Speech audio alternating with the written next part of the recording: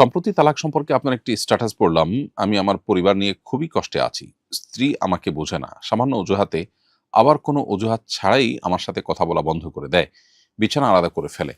বেশ কিছুদিন যাবার পর আবার তার ইচ্ছে অনুযায়ী বিছানা একসাথে করে। এই মুহূর্তে আমার কি করা উচিত? আপনার পরামর্শ কামনা করছি।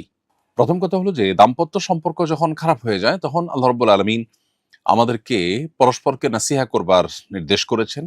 আপনি হয়তো সেটি করেন আরো কার্যকরভাবে তাকে নাসিহা করবার উদ্যোগ আপনি নিবেন।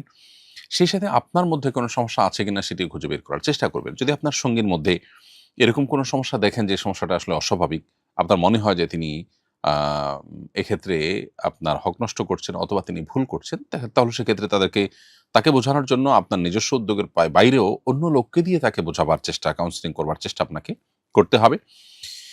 এরপরও যদি না হয় তাহলে সেক্ষেত্রে অভিমানের পথে আপনি যেতে পারেন কোরআনের নির্দেশনা অনুযায়ী। অভিমানের পথে যেয়েও যদি সংশোধন করা না যায় তাহলে ৩য় পক্ষকে এখানে এনগেজ করা।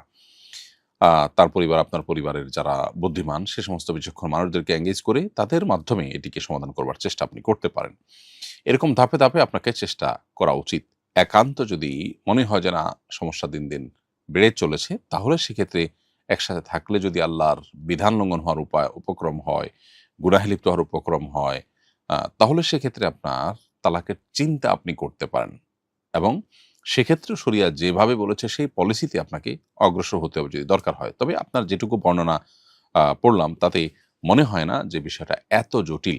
আ এরকম আ স্ত্রীকে হ্যান্ডেল করার জন্য কি, কি পলিসি আছে, কি, কি উপায় আছে, এক্সপার্টরা কি, কি পরামর্শ দিয়ে থাকেন সেগুলো আপনি আমলে আনতে পারেন। আমার ধারণা তার মাধ্যমে আপনি ভালো একটা ইনপুট পাবেন। আল্লাহ তাআলা আপনাকে ভালো একটা সমাধানের পথ হয়তো দিবে ইনশাআল্লাহ তাআলা।